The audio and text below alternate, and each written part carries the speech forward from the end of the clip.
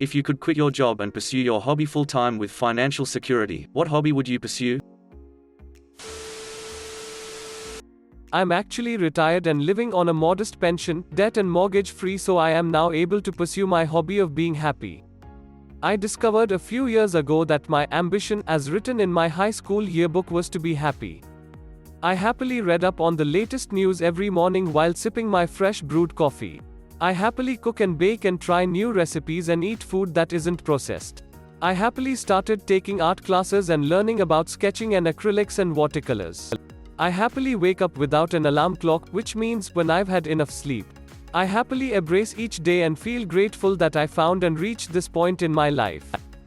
I soon realized once I retired that my ambition was to go back to what my dreams and aspirations were when I was a kid and in elementary school, before life and puberty and peer pressure sent me veering off to an unfulfilling, empty, bottomless path.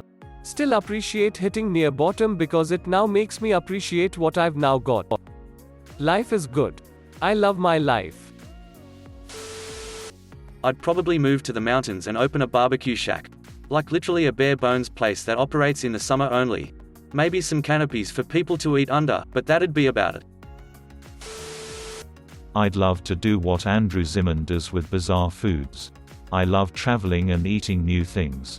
I'm pretty open to trying odd foods but do share a common dislike for durian with Andrew. Giving away free shit to people on the street.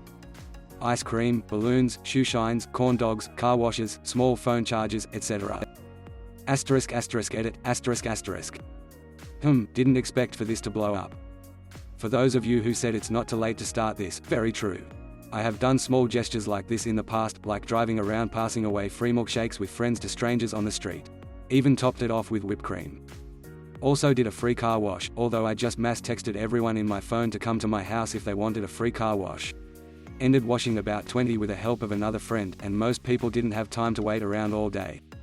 I looked into the balloon thing. I wanted to do it in LA, but after emailing with a city council member, she stated that there were various concerns that I needed to consider. Stuff like the shortage on helium at the time, the inevitable mass littering that would happen due to the balloons after they pop, and etc. I still try my best to do small project where I can do weird stuff like this. My latest one involves giving talented young local musicians the support that they don't often get. I dabbled a lot in music when I was younger, and many of my friends are talented videographers and such, so we put together small live sessions for them for recording and video. It's small, but one thing that sucks about doing music is that you're alone most of the time, and having a group of people who invest into you and support you is a great feeling.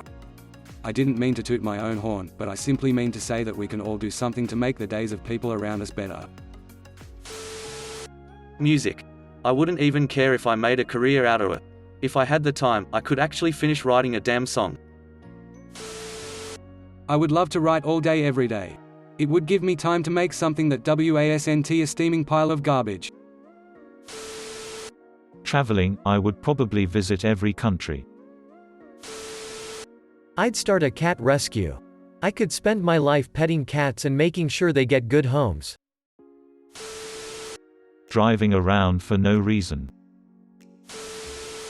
Comedy. If I wanted to do a single thing, I could probably make work out of it. I just want the freedom. The freedom to do nothing, and the freedom to engage in brief projects chosen by myself. Pretty sure my ability to have hobbies has atrophied by poverty anyway. Having to do everything cheaply is exactly why hobbies aren't fun to me, as they then just become more work. Brewing beer.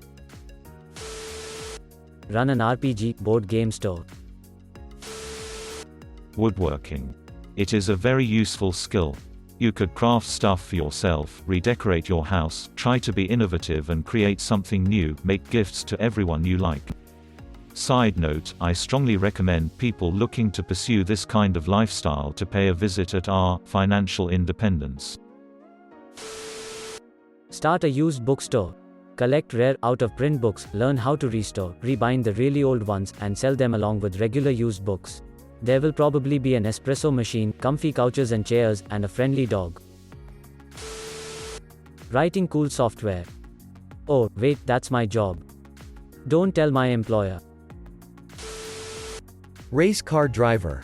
No hobby is more financial insecure, so assuming that is taken care of. I can't imagine anything better. As Steve McQueen said, racing is life, everything before or after is just waiting.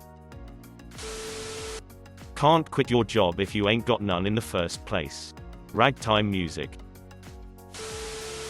Voice acting. I would just travel anywhere and everywhere. I would love to spend a year or more living in a place and then move on. I would spend a lot of time near or on the ocean as well so I can scuba dive. I'd love to start my own little farm and sell stuff at a farmer's market every weekend. Learn all the languages.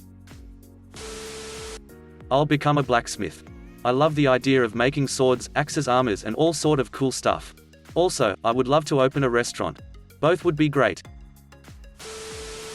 One would assume that a passion for cooking would translate well into a job. No. Fuck no. Food service, even in fine dining, is absolute hell. If money were no object, I would love to host meals for people in my dream home. Kind of like a Food Network show, Tupperware party, but in person and without awkwardly trying to hawk merchandise. They can come when food is ready or come early if they want, start with cocktails, and I walk them through the entire preparation start to finish. I love watching people cringe when I start making something that their childhood ruined, then gauging their pleasant surprise when something like Brussels sprouts can actually taste phenomenal when prepared right. Introducing people to new foods they love, showing them industry shortcuts, and especially demystifying complex dishes feels like teaching a kid how to ride a bike.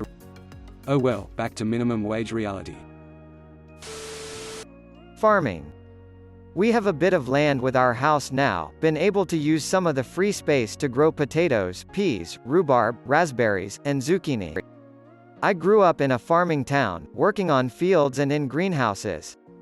I'd like nothing more than to go back into a quieter homesteading lifestyle versus the humdrum and tediousness of city life. Open up an escape room business. That service has gotten so popular that there's even one in the mall in my town, which is in the middle of nowhere in upstate NY. I've been to some of them, and the game design has always disappointed me. I love game design and I would love to do design experiences for escape puzzle rooms full time. But I also have a lot of ideas on how to improve the business side of things. I don't know why, but none of the escape rooms I've been to provide any sort of discount for larger groups, which doesn't seem fair. When each person is shelling out $20 plus, you might as well give a group rate if they have 5 or more people. Especially considering that the puzzles aren't well designed for groups of people. I'd open an art gallery, patisserie. I'd buy and sell local artwork. Talk about art all day. Eat macaroons. Bake croissants. I'd die happy, for sure. I would be a session guitar player or maybe even do some sideman stuff. I actually did this.